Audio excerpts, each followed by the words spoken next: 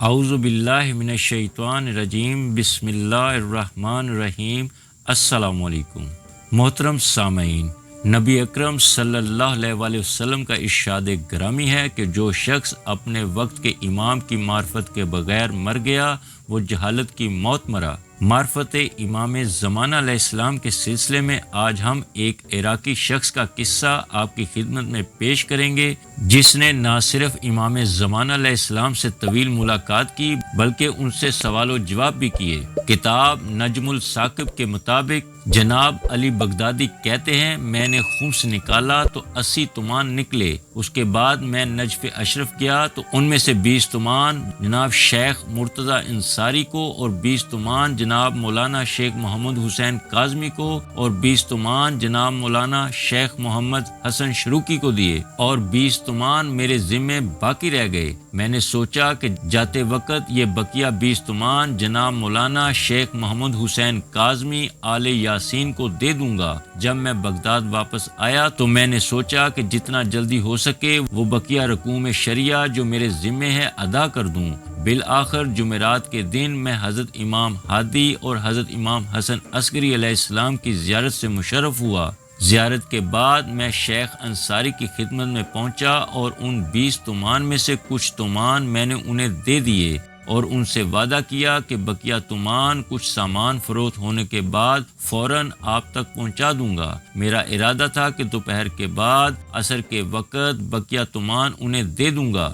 جناب شیخ نے مجھ سے کہا کہ آپ یہیں رک جائیے۔ میں نے عرض کیا نہیں، مزدوروں کو ان کی اجرت دینا ہے، لہٰذا میرا جانا ضروری ہے، پھر کبھی انشاءاللہ اگر وقت نے ساتھ دیا تو آپ کو زحمت دوں گا۔ لہٰذا میں اسی وقت کاظمین سے بغداد کی طرف روانہ ہو گیا۔ چلتے چلتے جب 1/3 راستہ طے کر چکا تو اچانک میں نے دیکھا کہ ایک جلیل القدر سید بغداد کی جانب سے میری طرف چلے آ رہے ہیں۔ جب ہم دونوں ایک دوسرے کے قریب پہنچے تو انہوں نے خوش آمدید کہا۔ میں نے مصافحہ کے لیے ہاتھ آگے بڑھائے، پھر ہم آپس میں گلے ملے اور دونوں نے ایک دوسرے کی پیشانی کا بوسہ لیا۔ ان کے سر مبارک پر سبز امامہ اور رخسار مبارک پر سیاہ تل کا نشان تھا۔ انہوں نے احوال پرسی کرتے ہوئے مجھ سے کہا، علی بغدادی خیریت سے ہو؟ کہاں کا ارادہ ہے؟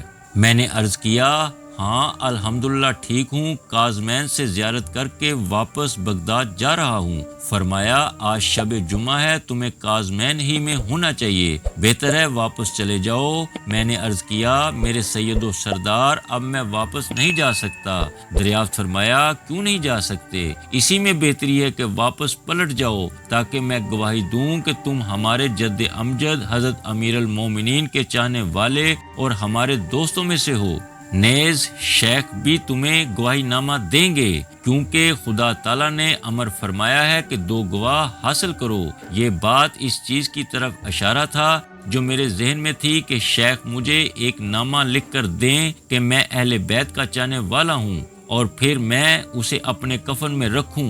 پس میں نے فوراً ان سے سوال کیا، آپ کو یہ کیسے معلوم ہوا؟ آخر آپ کس طرح گواہی دیتے ہیں؟ فرمایا، جو شخص کسی کے حق کو اس تک پہنچاتا ہے تو آخر وہ اس کو کس طرح نہیں جانتا؟ میں نے پوچھا، کون سا حق؟ فرمایا، وہ چیز جو تم نے میرے وکیل تک پہنچائی ہے۔ میں نے پوچھا، آپ کا وکیل کون ہے؟ جواب فرمایا، شیخ محمد حسن۔ میں نے کہا، کیا وہ آپ کے وکیل ہیں؟ فرمایا، ہاں وہ ہمارے وکیل ہیں۔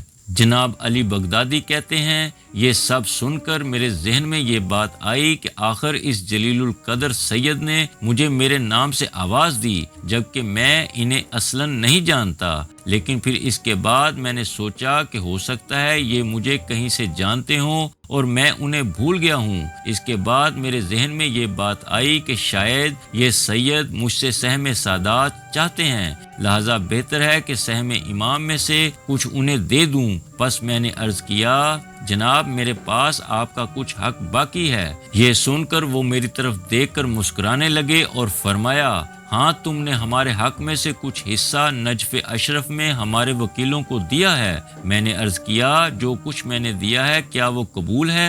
فرمایا، ہاں قبول ہے۔ اس کے بعد اچانک میرے ذہن میں خیال آیا کہ ان کا مقصود و مطلوب یہ ہے کہ علماء سہم سادات حاصل کرنے میں وکیل ہیں۔ البتہ اس وقت میرے حواس یکجا نہیں تھے، پس انہوں نے فرمایا واپس جاؤ اور ہمارے جد امجد کی زیارت کا شرف حاصل کرو۔ یہ سن کر میں نے عرض کیا حضور آپ کا حکم سر آنکھوں پر، اور پھر ہم دونوں واپس کاظمین کی طرف چل دیے۔ ابھی چند قدم چلے تھے کہ اچانک میں نے دیکھا ہماری داہنی طرف ایک صاف و شفاف پانی کی نہر جاری ہے، اور لیمو، نارنج، انار، انگور وغیرہ کے درخت جن کا موسم نہ تھا ہمارے اوپر سایہ کیے ہوئے ہیں۔ میں نے پوچھا یہ نہر اور یہ درخت کیسے ہیں؟ فرمایا ہمارے چاہنے والوں میں جو شخص بھی ہماری اور ہمارے آباء و اجداد کی زیارت کرے گا اس کے لیے ہیں۔ میں نے عرض کیا اگر آپ کی اجازت ہو تو ایک سوال کرنا چاہتا ہوں۔ جواب فرمایا پوچھو۔ میں نے عرض کیا مرحوم شیخ عبد الرزاق ایک مدرسہ میں پڑھایا کرتے تھے، میں ایک دن ان کے پاس گیا، میں نے ان سے سنا کہ اگر کوئی شخص اپنی پوری زندگی دنوں میں روزہ رکھے اور شبوں میں عبادت کرے، نیز 40 حج و 40 عمرہ انجام دے اور صفا و مروہ کے درمیان دعوت حق کو لبیک کہہ دے، لیکن حضرت امیر المومنین علی ابن ابی طالب علیہ السلام کا چاہنے والا نہ ہو تو یہ تمام عبادتیں اسے کوئی فائدہ نہ دیں گی۔ اس بارے میں آپ کا کیا نظریہ ہے؟ فرمایا ہاں خدا کی قسم اس کا ہاتھ نیکی سے خالی ہے۔ اس کے بعد میں نے اپنے ایک رشتہ دار کے بارے میں سوال کیا کیا فلاں صاحب حضرت علی کے چاہنے والے ہیں؟ جواب فرمایا ہاں وہ اور جو تم سے متعلق ہیں سب حضرت علی کے چاہنے والے ہیں۔ میں نے عرض کیا جناب ایک مسئلہ اور ہے، اگر اجازت فرمائیں تو عرض کروں؟ فرمایا پوچھو۔ میں نے عرض کیا ذاکرین بیان کرتے ہیں کہ ایک دن سلیمان امش ایک شخص کے پاس گئے اور حضرت امام حسین علیہ السلام کی زیارت کے بارے میں سوال کیا۔ اس نے جواب دیا کہ یہ کام بدعت ہے، تو اس نے خواب میں زمین و آسمان کے درمیان ایک عماری کو دیکھا اور پوچھا اس عماری میں کون ہے؟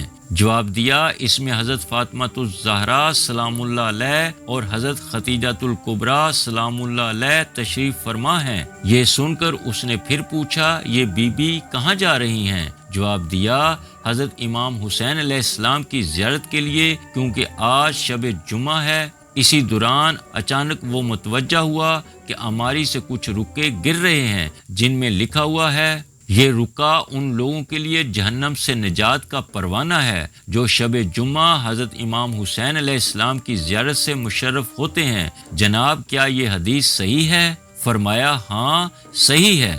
میں نے عرض کیا میرے سید و سردار سنا ہے لوگ کہتے ہیں کہ جو شخص بھی حضرت امام حسین علیہ السلام کی شب جمعہ زیارت کرتا ہے تو یہ زیارت اس کے لیے آتش جہنم سے نجات کا موجب ہے۔ جواب فرمایا ہاں خدا کی قسم صحیح ہے۔ اس کے بعد آن جناب کی چشم مبارک سے آنسو جاری ہو گئے۔ میں نے عرض کیا ایک مسئلہ اور ہے۔ فرمایا پوچھو۔ میں نے عرض کیا جب ہم 1229 ہجری میں حضرت امام علی رضا علیہ السلام کی زیارت سے مشرف ہوئے تو ہم نے مقام درود میں ایک بادیہ نشین عرب سے جو نجف اشرف کے مشرقی علاقے میں رہتے تھے ملاقات کی اور ان کی خاطر تواضع کی۔ اس کے بعد ان سے پوچھا حضرت امام علی رضا علیہ السلام کی ولایت کے بارے میں آپ کا کیا نظریہ ہے؟ انہوں نے جواب دیا موجب جنت ہے۔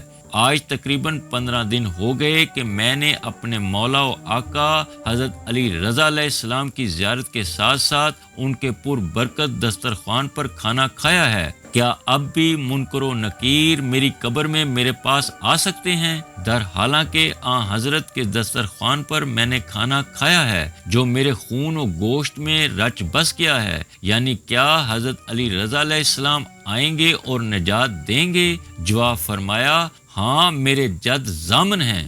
اس کے بعد میں نے عرض کیا میرے سید و سردار اگر اجازت ہو تو ایک مسئلہ اور ہے۔ فرمایا پوچھئے۔ میں نے عرض کیا میں نے حضرت امام علی رضا علیہ السلام کی زیارت کی ہے، کیا وہ قبول ہو گئی؟ جواب فرمایا انشاءاللہ قبول ہے۔ میں نے عرض کیا حاجی محمد حسین اور حاجی احمد کے فرزند بھی زیارت سے مشرف ہوئے، کیا ان کی زیارت بھی قبول ہے؟ جواب فرمایا وہ نیک بندے ہیں، انشاءاللہ ان کی زیارت بھی قبول ہے۔ میں نے عرض کیا میرے سید و سردار بغداد کا رہنے والا فلاں شخص جو سفر میں ہمارے ساتھ تھا، کیا اس کی زیارت بھی قبول ہے؟ یہ سن کر آن جناب خاموش ہو گئے۔ میں نے عرض کیا آپ نے میرے اس سوال کا جواب نہیں دیا، کیا ان کی زیارت بھی قبول ہے؟ اس بار بھی آن جناب نے جواب نہیں دیا۔ محترم سامعین، یاد رہے کہ بغداد کے یہ چند لوگ بہت مالدار تھے جو سفر میں فضول کاموں میں مست تھے، اور جس شخص کے بارے میں علی بغدادی نے سوال کیا اس نے اپنی ماں کو قتل کر دیا تھا۔ بہرحال علی بغدادی کہتے ہیں اس طرح باتیں کرتے ہوئے ہم لوگ ایک ایسے مقام پر پہنچے جہاں سڑک کافی وسیع تھی، اس کے دونوں طرف باغ تھے اور یہ راستہ کاظمین کی طرف جا رہا تھا۔ اس سڑک کا معمولی سا حصہ جو باغ سے ملا ہوا تھا وہ بعض یتیموں اور سادات کا حق تھا جسے حکومت نے طاقت و قوت کے زور پر ان سے زبردستی چھین کر سڑک میں داخل کر لیا تھا۔ اسی بنا پر شہر بغداد اور کاظمین کے متقی و پرہیزگار افراد اس جگہ پر چلنے سے ہمیشہ گریز کرتے تھے، لیکن میں نے دیکھا کہ یہ سید بزرگوار اس جگہ پر چل رہے ہیں۔ مجھے بہت تعجب سا ہوا کیونکہ میں نے اس جگہ اس سے پہلے نہ کسی نیک آدمی کو اس مقام پر چلتے ہوئے دیکھا اور نہ ہی سنا تھا، لہٰذا یہ سوال میرے ذہن میں بار بار آ رہا تھا کہ آخر انہوں نے اس جگہ پر چلنے سے گریز کیوں نہیں کیا۔ بالآخر میں نے ان سے کہا، جناب والا، یہ جگہ سادات کے کچھ یتیم بچوں کا حق ہے جسے حکومت نے غصب کر کے سڑک میں داخل کر دیا، لہٰذا اس میں تصرف کرنا جائز نہیں ہے۔ فرمایا، یہ جگہ میرے جد امجد حضرت امیر المومنین علی ابن ابی طالب علیہ السلام اور ان کی ذریت اور ہماری اولاد کا حق ہے، لہٰذا ہمارے چاہنے والوں اور دوستوں کے لیے اس میں تصرف کرنا جائز ہے۔ اسی جگہ کے قریب داہنی طرف ایک باغ تھا جو ظاہراً حاجی مرزا ہادی کے نام سے مشہور تھا۔ وہ بڑے مشہور مالدار آدمی تھے اور بغداد میں رہتے تھے۔ میں نے عرض کیا، میرے سید و سردار، لوگ کہتے ہیں کہ یہ باغ جو جناب مرزا صاحب کے نام سے مشہور ہے حضرت امام موسیٰ کاظم علیہ السلام کی ملکیت ہے، کیا یہ صحیح ہے؟ جواب فرمایا، تمہیں اس سے کیا مطلب؟ اور آپ نے جواب دینے سے گریز کیا۔ اسی دوران چلتے چلتے اچانک میں نے دیکھا ہم صحن مقدس میں جوتے جمع ہونے کی جگہ کھڑے ہیں، جبکہ راستے میں شہر کے کسی کوچہ و بازار کو میں نے نہیں دیکھا۔ یہ دیکھ کر مجھے بہت تعجب ہوا اور میری سمجھ میں کچھ نہیں آ رہا تھا کہ آخر ہم کس طرح اتنی جلدی یہاں پہنچ گئے۔ بالآخر ہم اس دروازے سے داخل ہوئے جو باب مراد کے نام سے مشہور تھا، اور وہ سید اذن دخول پڑھے بغیر اندر داخل ہو کر حرم مطہر کے ایک طرف کھڑے ہو گئے۔ پھر مجھ سے فرمایا، زیارت پڑھو۔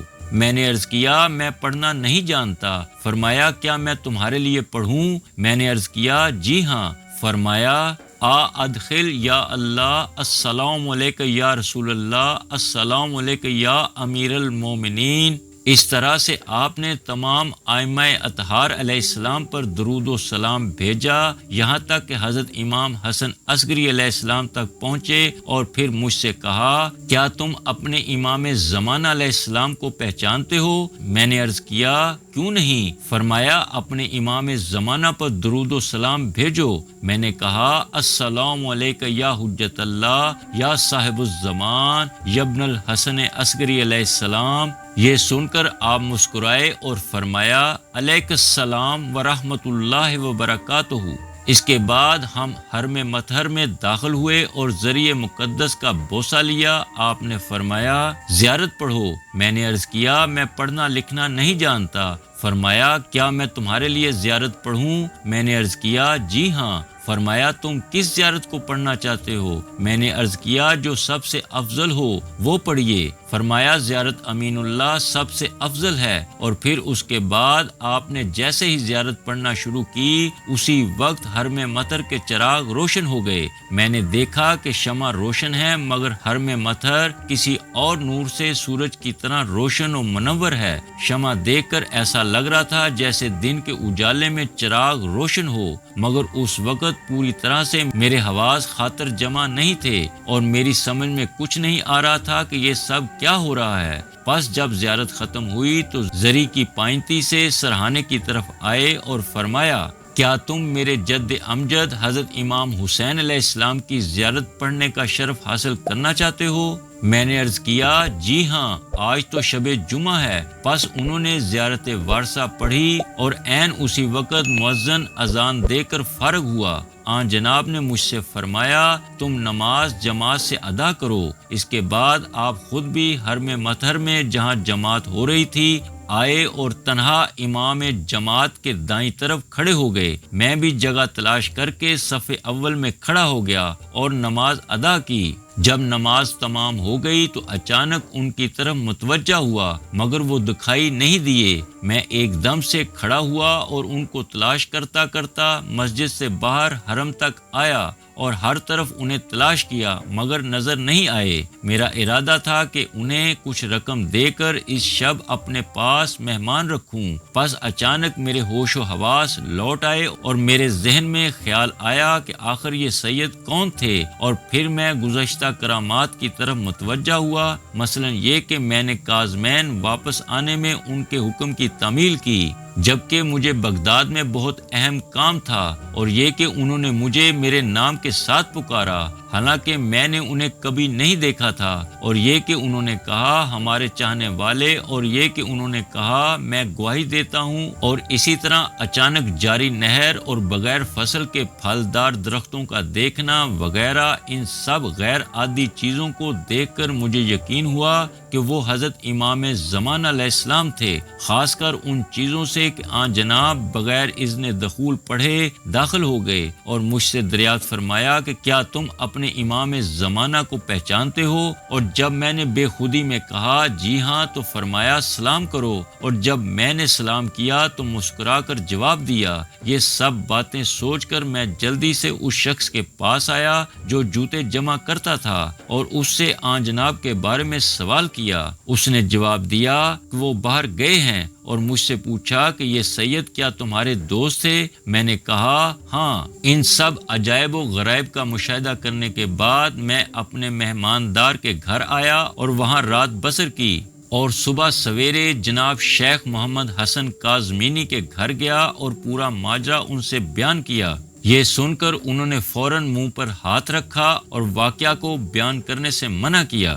محترم سامعین، ظہور امام مہدی علیہ السلام کے حالات سے آگاہی کے سلسلے میں اب تک کے لیے بس اتنا ہی۔ انشاءاللہ ہم مزید معرفت و آگاہی کی ویڈیوز کے ساتھ دوبارہ حاضر ہوں گے۔ تب تک اپنا، اپنے دوستوں اور عزیز و اقارب کا خیال رکھیے گا۔ والسلام۔